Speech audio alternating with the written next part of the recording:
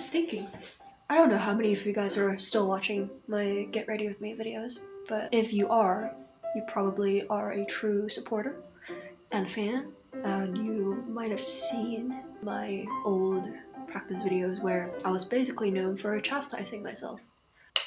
Rather than being like, ugh, I missed this note, or ugh, I could have played better, or ugh, this didn't go well, I actually had a much more evolved way.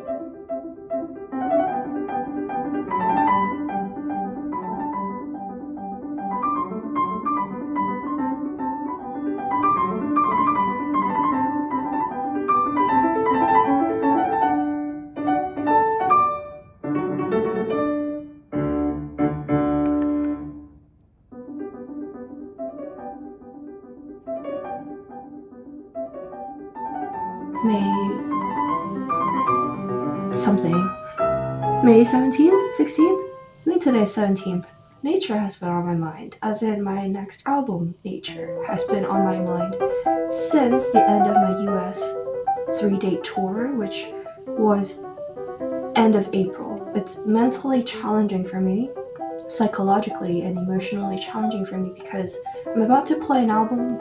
See? What am I saying? I'm about to play a concert that has nothing to do with my album, except for Claire de Lune and La Valse, which are hints at the French to be coming in my musical journey. It is very fitting that I'm in such a beautiful country here, and Dora is in the mountains, and I am excited to play it. I am grateful and happy.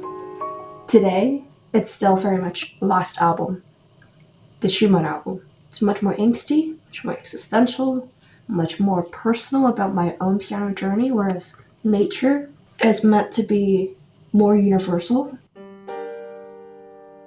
In about an hour-ish, I'm gonna be on TV.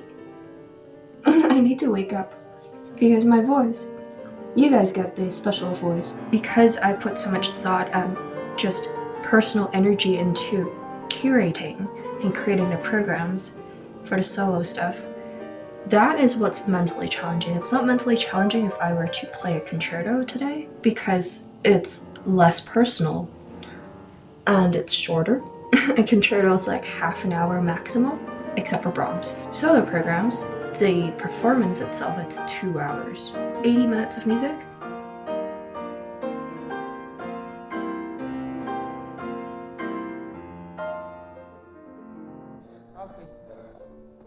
Oh, why is there a tent? I know. So cute! And now the ink had moved. Until now it was on the piano.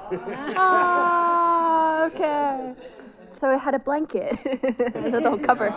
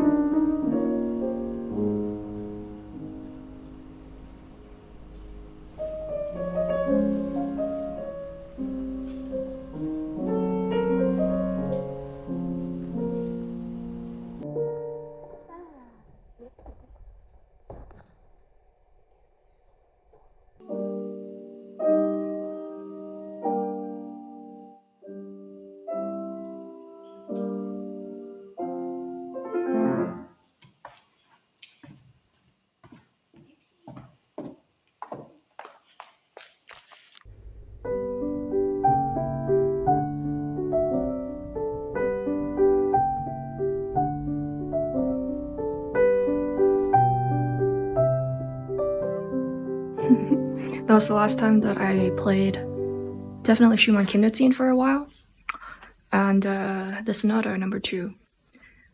Well, that was my first time, I think, playing with freezing hands until probably like the third movement of Sonata number 2, which means for a good 35 minutes my hands were cold. Hopefully this hot coffee will help. I am playing a new sonata by Haydn that I have not played ever publicly. I learned this a couple weeks ago, I think about a month ago maybe, just because I realized after playing in Seattle, which was the first concert of my April tour. I love the Haydn sonata, but the thought of playing the same exact program, or rather that I have to hold on to it for 6 weeks, was too much for me. And so when I came back to New York home, I was just randomly start reading a Haydn sonata, and this one was it. I was like, this is a cute sonata. I can learn this. I will memorize this and play it for indoor. So hopefully that goes well. And I hope those of you who came enjoy the concert. Hopefully my hands will not be freezing anymore. I think this hot coffee really helps. Also, I felt so bad for the people who kept trying to dampen their cough. I feel you. And I'm sorry for playing so soft that essentially there wasn't much room for you to cough comfortably. So I feel you.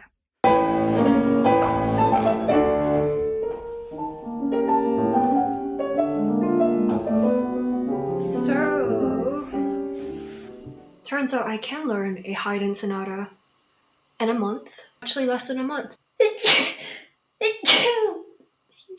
I'm stinking. I don't know how many of you guys are still watching my Get Ready With Me videos, but if you are, you probably are a true supporter and fan, and you might have seen my old practice videos where I was basically known for chastising myself, especially in the second half today. I had a lot of cheerleading moments inside my head. Actually, even the first half, because Schumann, obviously, that was my last time playing on stage, but also since LA, which was about 3 weeks ago, I barely touched the Schumann.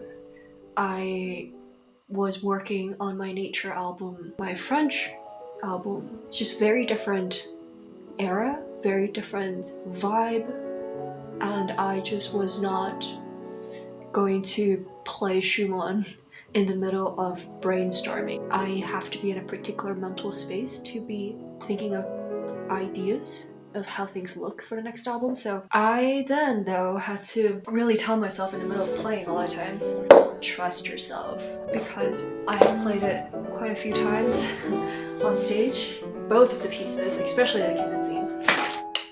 Rather than being like, ugh, I missed this note, or ugh, I could have played better, or ugh, this didn't go well, I actually had a much more evolved way of giving myself positive energy rather than chastising myself. Kind of just telling myself, hey, keep going, believe in yourself. If you came to my concert, I hope you enjoyed it, and thank you very much for coming. I'm gonna eat my sushi. Thank you, Andorra, for having me. It was a very special setup. Very nice to get your standing ovation. You never know what the piano's gonna be like, what the audience is gonna be like. So if you were there, or you were here, gracias. Or Mexi. Wait. I am now looking on my Instagram. Somebody just wrote me that this was their first classical piano concert that your friend and yourself have ever attended, and you drove 9 hours from south of Spain to Andorra. The fact that you put so much time and effort to come is already like, whoa. But I just love hearing that you chose mine to be your first classical piano concert experience. Thank you. I hope many more will experience classical music and love it as much as I do. Whoa. Gracias. Thank you for coming out of YouTube and exploring the music that I love with me in person. Because it's impossible for me to transmit what it's like to play on stage. I try, but you kind of have to be in the room with me. So thank you. And if you're planning to come to my future concerts, thank you. There is a tour in Europe in the works for the end of the year, so stay tuned, because my album's coming out November 7th. Welcome to my French era. Merci beaucoup. C'est le début de mon album prochain. Il y a beaucoup de français. I should learn how to say keep striving in French. À tout à l'heure.